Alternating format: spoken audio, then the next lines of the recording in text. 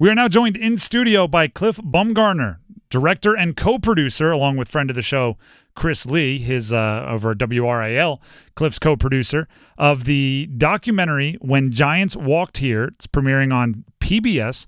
Documentary chronicles the rise and fall of pro wrestling at Dorton Arena here in the Triangle in Raleigh, examining its impact on generations of fans, competitors, and the sport itself.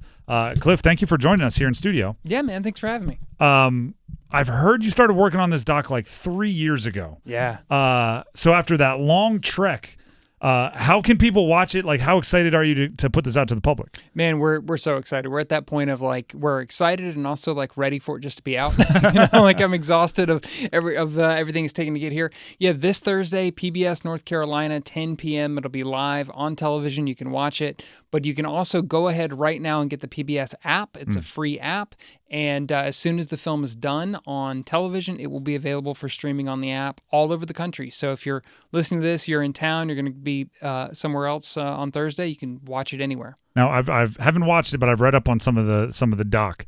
One of the things I love, and obviously with you being a filmmaker, you've probably heard it, is when like the Departed happens, and then Martin Scorsese says one of the characters actually is the city of Boston. Yeah. Right. Yeah. And you roll your eyes a little bit, but then you watch a movie and you're like, it kind of is. This documentary, obviously wrestling documentary, is kind of, if you had to pick one description, but there's a lot of Raleigh history. There's a lot of state history in it as well. What role does kind of our community play in that? Oh, totally. I feel like the movie's really all about the community, right? When we set out to do this, I remember telling PBS, like, this is the best documentary you're ever going to see about professional wrestling in a historical building, because it's also the only documentary you're ever going to see. But what that meant for us was we couldn't just focus on wrestling or focus on the building. You've got to focus on why that matters and how that affects people. Stories are about people, right? And so those people became the fans and the competitors themselves, the owners, the business people, the promoters who put shows on in Dorton originally for over 30 years and now who are back doing it again, and what that means to the community, both, from a financial perspective, but also from a cultural perspective, and what it means to have something like that in your hometown that you can go to every single week. Cliff Bumgardner joining us here in studio on The Drive with Tim Donnelly, director and co-producer of When Giants Walked Here, documentary premiering on PBS and the PBS streaming app this Thursday. I don't know if this is too broad, but why did wrestling become so popular here, and why did it grow so many roots that we're still talking about it all these years later? Well, it's funny to think about now. It's hard to imagine a time before we had, the Charlotte Hornets, or before we had the Panthers, or before we had other sports. But for generations in North Carolina, you had NASCAR and you had pro wrestling. And so in that void, pro wrestling became not just a television staple, which it was, but a weekly live event all over the South, not just North Carolina, but the entire mid-Atlantic region was just rife with wrestling, multiple towns a night in some cases, every single night of the week. And it became a phenomenon here. And it was something that, now you watch wrestling on television, that's really cool. But this was, you could go see your favorite wrestlers, the biggest stars on TV in your town every single Tuesday. And you do that for 30 years and it just creates that. There's nothing else like it, And it's all at Dorton Arena. I mean, you bring up the building. What was it about that building? And I don't know if it's a structural thing or if it's a vibe thing. Sure. You're going to be the expert on this. But that made it so comfortable to be like the melting pot, and such a wide array of socioeconomic backgrounds, racial backgrounds. Everybody felt so comfortable going there to watch an event. That was actually kind of part of the original idea of Dorton Arena. So something we talk about in the film quite extensively is Dorton was built after World War II, and its designer was from Poland, had seen fascism very close up in Poland, and wanted to fight back, basically saw that architecture could be a way to bring people together. So if you look at Dorton, if you've ever been in Dorton, there's no columns. There's nothing, there's no walls that are breaking up the space. You are literally all in one room together. There's no VIP boxes. There's no, there's none of that. This was a space that was meant to draw people together, which becomes perfect for a wrestling show where there's not a bad seat in the house. It's not like we think of today where, you've got fancy boxes and special places and all that. This was literally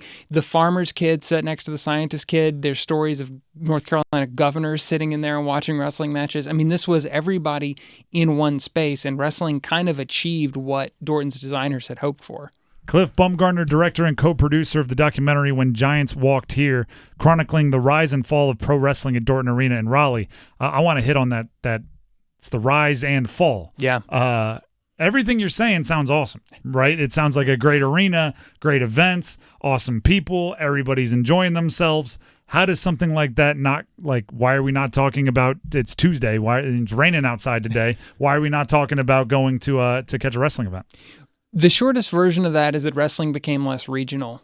For decades, wrestling was you had what they called the territories, which was all over the country. You had these local regional businesses that promoted in their area, in their territory. In the 80s, it started to go national. You have television to thank for that in large part, but then you also have these other companies that were going around and buying up wrestling territories, trying to go national, trying to make it bigger. The local territory here, the Mid-Atlantic territory run by Jim Crockett Promotions, had a similar fate. They ultimately sold to Ted Turner Broadcasting, who took it national. And when they did that, you stop running some of these towns. Running a 5,000-seat building in Raleigh maybe wasn't as lucrative or appetizing as going to Philadelphia, Chicago, whatever. So when that happened, it kind of constricted. And by the mid-'90s, there was not wrestling in Dorton anymore. What are your thoughts on, because I just watched it recently, what are your thoughts on the Iron Claw? The movie with Zac Efron and everything that I assume tells a relatively similar story. Obviously Sure. pretty boy get jacked up Hollywood version of it, but from a different part of the country. I love it, man. I love that there's so much stuff like that out there about wrestling now. It's one of those things that, people have the way that they feel about wrestling, right? Mm-hmm. Is it real? Is it not? Is it this? Is it that? But at the end of the day, we have so much great media out there about wrestling that shows that it's really just storytelling, and it's personal stories, human stories, cultural stories. That's what we tried to do in the doc, and to make something that if you're listening to this and you go, I don't care anything about wrestling, there's still something for you there. And that's what I thought Iron Claw did really well too. We're talking with Cliff Bumgardner, director and co-producer When Giants Walked Here. Check it out on PBS. PBS North Carolina, you said 10 o'clock this Thursday? 10 o'clock. And it'll also be on the streaming app.